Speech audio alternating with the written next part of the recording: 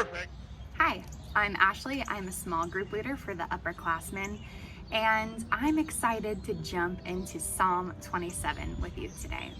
Now, Psalm 27 is all about fear and trusting God, and fear isn't the most fun topic to talk about.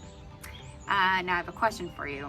Have you ever been afraid of something? Well, your answer is probably yes, but I'm not talking about fear of spiders or heights or snakes.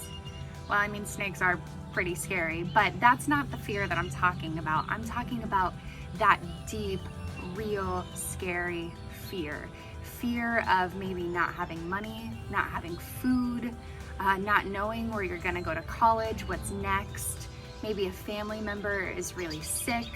Maybe it's this pandemic and what's gonna come after it.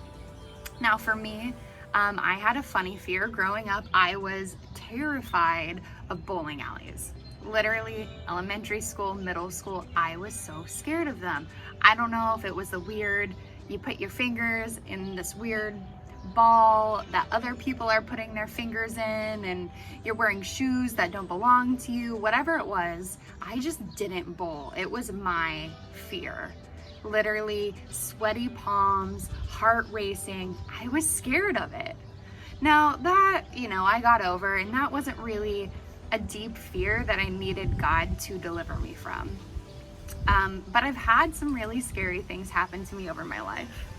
A real fear was when my mom was sick. Now, we obviously live here in Missouri, but our family is back in California. And my mom has had 2 bouts of skin cancer, and both times I've had to go out there for her surgery. The first time that my mom got skin cancer though, which I know a lot of people get skin cancer, but with my mom's case, it was really different. It was on her face, it was on the side of her head, and they had feared that the roots had grown actually either into her lymph nodes or taken root in her brain.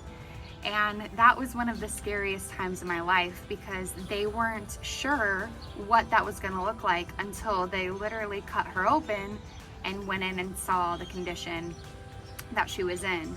We didn't know. I remember being in that waiting room and just being so scared. Literally fear head to toe. Again, I had those sweaty palms, my heart was racing, but it wasn't a fear of, I'm gonna get over this. It was, God, I don't know how I'm gonna get through this. And it was in those circumstances when I really had to rely on God. You see, fear is paralyzing. It robs you of joy and security. It makes you do weird things. Have you ever been afraid of losing a friend? Or what about a boyfriend or girlfriend? Yeah, I've been there too, and when we're afraid of losing something, it makes us do crazy things. Sometimes we say things we don't mean, we act out of character. Fear changes who we are.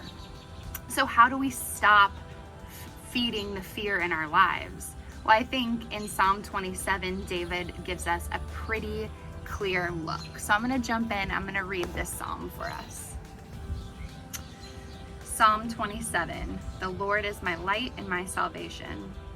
The Lord is my light and my salvation. Whom shall I fear? The Lord is the stronghold of my life. Of whom shall I be afraid? When evildoers assail me to eat up my flesh, my adversaries and foes, it is they who stumble and fall. Though an army encamp against me, my heart shall not fear. Though war rise against me, yet I will be confident. One thing have I asked of the Lord, that will I seek after, that I may dwell in the house of the Lord all of my days, to gaze upon the beauty of the Lord and to inquire in his temple. And he will hide me in his shelter in the day of trouble. He will conceal me under the cover of his tent. He will lift me high upon a rock. And now my head shall be lifted up from my enemies all around me. And I will offer in his tent sacrifices with shouts of joy. I will sing and make melody to the Lord. Hear, O Lord, when I cry aloud. Be gracious to me and answer me.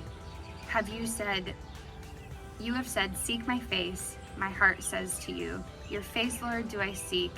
Hide not your face from me. Turn not your servant away in anger. Oh, you have been my help. Cast me not off, forsake me not, O God of my salvation. For my father and my mother have forsaken me, but the Lord will take me in. Teach me your way, O Lord, and lead me on a level path because of my enemies. Give me not up to the will of my adversaries, for false witnesses have risen against me, and they breathe out violence. I believe that I shall look upon the goodness of the Lord in the land of the living. Wait for the Lord, be strong, and let your heart take courage. Wait for the Lord. Now, David is the author of many of the Psalms, but he's also a poet. And as we were reading that, you may have noticed there was a lot of repetition. There were these lines, especially that last one. He says, wait for the Lord, be strong, and let your heart take courage. Wait for the Lord. Anytime in a psalm that you see that repetition, David is trying to tell you this is important. So how do we stop feeding that fear? I think David gives us 3 things. Number 1, he tells us to seek the Lord. And I don't know what that looks like in your life. Maybe that's reading your Bible, praying, spending time in community, but you need to seek the Lord to drive out fear.